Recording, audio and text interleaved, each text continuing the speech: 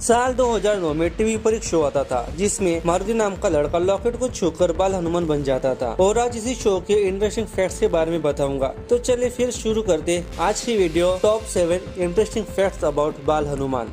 सब कुछ शुरू हुआ 2007 की आई animated movie return of Hanuman से। ये मूवी किड्स में बहुत ज्यादा पॉपुलर हुई। प्रोड्यूसर ने सोचा क्यों ना हनुमान को टीवी सीरीज के रूप में लाया जाए और इसी वजह से वजूद में आया दी न्यू एडवेंचर ऑफ हनुमान, जो 2009 में पोगो और कार्टून नेटवर्क पर लॉन्च हुआ। नंबर 6, शो की कहानी एक फिक्शनल बजरंगपुर में सेट थी।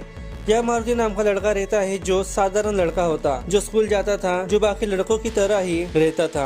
मारुति के पास गोल्डन लॉकेट था जो उसे बाल हनुमान में बदल देता था। ये कॉन्सेप्ट बच्चों से इंस्टेंटली रिलेट कर गया। साफ शब्दों में कहे तो यह बेन 10 की तरह ही था, बस थोड़ा मिथोलॉजिकल टच था। नंबर 5, हर सुपर हीरो स्टोरी का असली मजा विलेन के बिना अधूरा होता है और दी न्यू एडवेंचर ऑफ हनुमान भी इससे अलग नहीं है। इस शो का मेन विलेन था एक इविल साइंटिस्ट जिसका मिशन था बजरंगपुर गाँव में चावस मचाना। ये साइंटिस्ट सिर्फ ऑर्डिनरी प्लान नहीं बनाता था, बल्कि उसके एक्सपेरिमेंट एकदम हटके होते थे।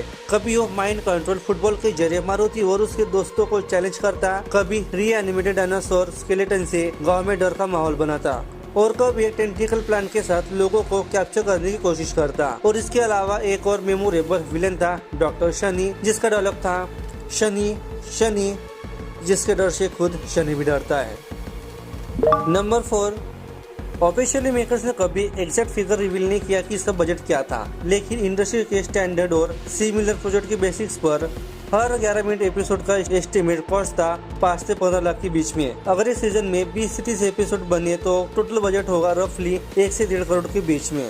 ये बजट शो के लिए एक मेजर प्रॉब्लम थी। एनिमेशन सिंपल और रिपीटेड लगता था क्योंकि हाई एंड इफेक्ट और एलिब्रेटेड सीन के लिए पैसे कम थे। इस वजह से शो इंटरनेशनल कार्टून के कंपैरिजन में विजुअली बेसिक लगता था। चाहे स्टोरी और कैरेक्टर कितने भी इंटरेस्टिंग हो, लिमिटेड बजट के साथ मेकर्स को क्रिएटिव सोल्यूशन एड ऑन करना पड़ता था, जैसे repeat background, minimal frame animation और सिंपल फाइट सीक्वेंस। और ये सिर्फ एनिमेशन की प्रॉब्लम नहीं थी, बजट का इम्पैक्ट स्टोरी लाइन पर भी पड़ता था। मेकर्स के पास नए विलेन, मॉन्स्टर और एलोब्रेट सेट क्रिएट करने के लिए पैसे कम थे। इस वजह से हर एपिसोड में स्टोरी लाइन थोड़ी रिपीटेटिव हो गई। विलेन आता था, मारुति हनुमान बन के लड़ता था और ये पैटर्न धीरे धीरे ऑडियंस के लिए प्रेडिक्टेबल और कम एंगेजिंग होने लगा। नंबर 3, शुरुआत के एपिसोड में टीआरपी हाई होने का रीजन सिंपल था। फ्रेश कॉन्सेप्ट, मिथोलॉजी का ट्विस्ट और रिलेटेबल हीरो। बच्चे अपने फेवरेट हीरो के साथ आइडेंटिफाई कर पा रहे थे और पेरेंट को भी शो सेफ और एजुकेशन लगता था। मार्केट में कंपटीशन लिमिटेड था और ये शो एक unique Indian super hero narrative offer कर रहा था, लेकिन धीरे धीरे टीआरपी में डिक्लाइन आने लगा। एक रीजन था रिपीटेड स्टोरी लाइन। हर एपिसोड में पैटर्न सेम था, विलेन प्लान करेगा, मारुति हनुमान बन के लड़ता, प्रॉब्लम सॉल्व होती और एपिसोड खत्म। ऑडियंस ग्रेजुअली प्रेडिक्ट करने लगी कि नेक्स्ट एपिसोड में क्या होगा। ये प्रेडिक्टेबिलिटी एक्साइटमेंट को कम करने लगी और बच्चे इंटरनेशनल शो की तरफ अट्रैक्ट होने लगे। दूसरा रीजन था एनिमेशन क्वालिटी। बजट लिमिटेड था और सिंपल 2D एनिमेशन और रिपीटेड बैकग्राउंड शो को विजुअली बेसिक बनाते थे। इंटरनेशनल कार्टून जैसे बेन 10, पोकेमॉन और पावर रेंजर के वाइब्रेंट विजुअल और हाई क्वालिटी इफेक्ट के सामने दी न्यू एडवेंचर ऑफ हनुमान के विजुअल अपील कम लगती थी। मॉडर्न व्यूअर्स में अटेंशन स्पैन और विजुअल एक्सपेक्टेशन बढ़ रहे थे और शो उनको फुली एंगेज नहीं कर पा रहा था।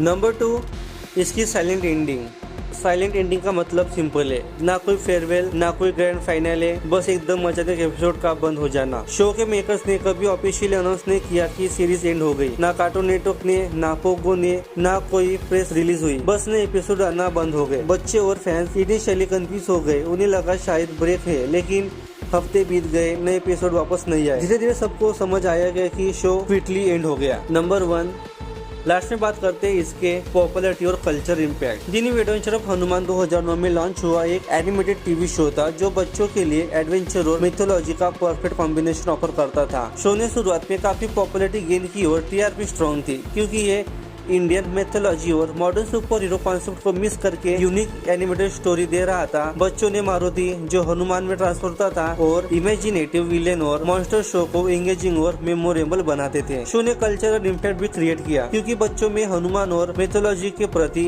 इंटरेस्ट जगाया और मोरल लेसन दिए, जैसे करेज, फ्रेंडशिप और हॉनेस्टी। अगर बात करें इसकी फाइनेंशियल टर्म की तो मूवी जैसे हनुमान और रिटर्न ऑफ हनुमान के साथ कंपेयर करें तो टीवी शो के लिए कोई ऑफिशियली मर्चेंडाइज, वीडियो गेम या लाइसेंस प्रोडक्ट लॉन्च नहीं हुआ जो पैसा जनरेट किया हो। वो सिर्फ टीआरपी के थ्रू एडवर्टाइजिंग रेवेन्यू में था और वो भी लिमिटेड। मतलब शो ने मर्चेंडाइज और गेम से करोड़ों तो बिल्कुल नहीं कमाए और फाइनेंशियली एक घटिया शो था। बजट लिमिटेशन और सिंपल एनिमेशन की वजह से फिर भी फैन फॉलोइंग और नॉस्टैल्जिया के टर्म में शो एक इंटेलिजिबल सक्सेस था।